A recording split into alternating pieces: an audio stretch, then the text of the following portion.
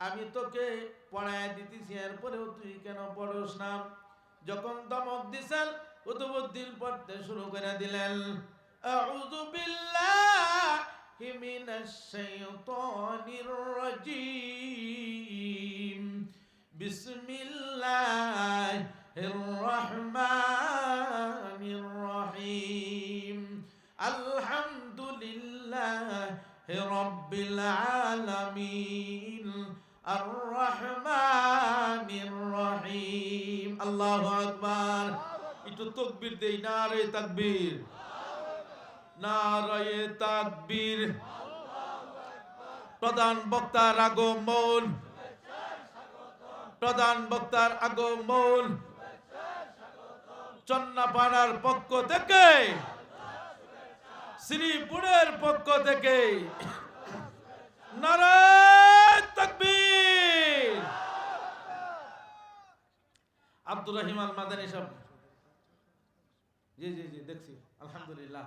আব্দুর রহিম আল মাদানী সাহেব আয়া বসে, এটা কইতাছে, আমি তো কইছি প্রধান বক্তা আইসা পড়ছে, আমি না বুঝা কইছি গো। আলহামদুলিল্লাহ, আল্লাহ তাআলা আমাদেরকে কবুল করুক, বলেন আমিন। আমার ভাইরা, আমার বন্ধুগণ, বলতেছিলাম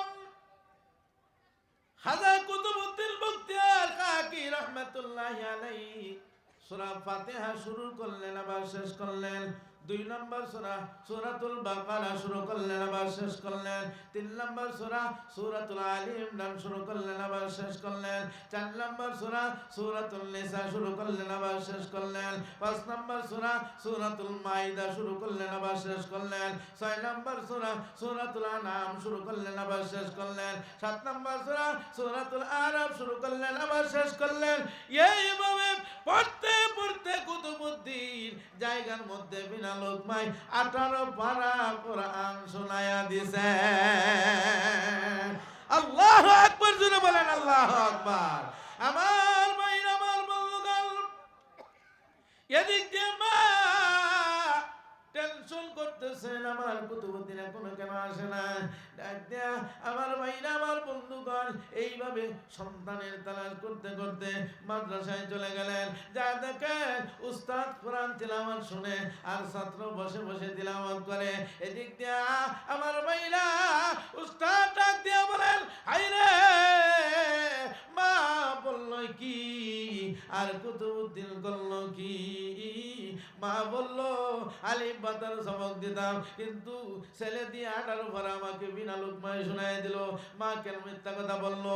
এদিক দিয়ে মাকে ডাক দিয়া বলেন, আরে বল, কেন গো তুমি মিথ্যা কথা বললাম?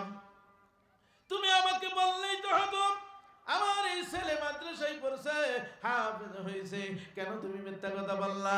আমার ভাইরা, মা ডাক দিয়া বলেন, হুজুর গো, আমার এই ছাত্র, এই ছেলেটা মাদ্রাসায় পড়বো দূরের কথা, কোনোদিন মাদ্রাসার বারান্দা তো যায় নাই। সুবহানাল্লাহ। তাহলে সে এত কোরআন কেমনে খতম করলো? আমার ভাইরা, আমার বন্ধুগণ, উস্তাদ ডাক দিয়া বলেন, আরে বল, তুমি কি আমল করতা? কিসের কারণে আল্লাহ তোমার এই সন্তানটাকে কোরআনের হাফেজ বানায় দিল? ডাক দিয়া বলেন, হুজুর গো, আমার এই কুতুবউদ্দিন যখন আমার গর্ভে আসে, আমি আমার সন্তানকে নিয়ে কোরআন তিলাওয়াত করেছি। হাঁটতে গেলেও কোরআন তিলাওয়াত, বসে থাকলেও কোরআন তিলাওয়াত, শুইতে গেলেও কোরআন তিলাওয়াত, আমি কোরআন তিলাওয়াত করতাম। এই কারণে রে বল, তোমার এই সন্তানটাকে আমার আল্লাহ কোরআনের হাফেজ বানায়া দিছে। সুবহানাল্লাহ। এই জন্য আমি প্রত্যেক মা বোনদেরকে বলবো, সন্তান গর্ভে আসার সঙ্গে সঙ্গে নেক আমল করবেন, জিকির আজকার করবেন, রাতের গভীরে ওইটা তাহাজ্জুদ পড়বেন, আল্লাহর দরবারে কান্না করবেন, আল্লাহ আপনার গর্ভে থেকে নেক সন্তান দান করে দিবেন। মাদ্রাসায় সন্তানটাকে দিয়ে দেন হাফেজের নিয়তে, আলেমের নিয়তে। যদি আপনি দিয়ে দেন, একজন হাফেজের কোরআনের দাম কত মর্যাদা, এটা দুনিয়ার মানুষ ভাই জানেন। আমার আল্লাহ বলেন, এরে দুনিয়ার মানুষরা, সন্তানটা যদি হাফেজ হয়ে যায়, সন্তানটা যদি আলেম হয়ে যায়, জানিয়া রাখো কিয়ামতের ময়দানে আমি আল্লাহ তোমার সন্তানকে মর্যাদা দিব, জান্নাতের সার্টিফিকেট দিব। আল্লাহ বলবেন, হাফেজে কোরআন রে নে, আমি আল্লাহ জান্নাতের সার্টিফিকেট দিয়ে দিলাম। জান্নাত দেখায়া দিবেন। আল্লাহ বলবেন, ওই যে জান্নাত, ওইখানে পড়তে ঢাকার চড়তে থাক 6666 তালা একটা বিল্ডিং আমার আল্লাহ দেখায় দিবেন। হাফেজে কোরআন ডাক দিয়া বলবেন, মালিক ওগো আল্লাহ, আমাকে তুমি জান্নাতের সার্টিফিকেট দিলা, জান্নাত দেখায় বললা। পড়তে থাকতাম আর চলতে থাকতাম, আল্লাহ গো আমার মা কোথায়, আমার বাবা কোথায়, দাদা দাদি নানা নানি কোথায়? আল্লাহ ডাক দিয়া বলবেন, এদের নেক আমলের চাইতে বদ আমল বেশি হয়ে গেছে।